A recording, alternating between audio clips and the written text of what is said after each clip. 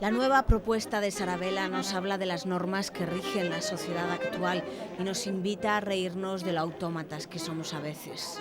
Es catro fenómenos, eu teño que dicilo con todo orgullo, transitan dende a transformación máis absoluta, pasando por moitas variacións no fío da navalla, cunha precisión, porque é un reloxiño, é unha obra reloxe, unha obra que nos dá o tic-tac do pulso actual e que nos fai pensar no pasado, no presente e no futuro.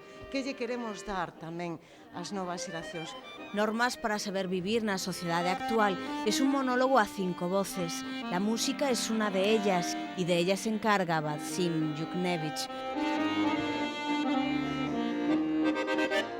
Las otras 4 las ponen Fina Calleja, Elena Seijo, Fernando da Costa e Isabela Gago.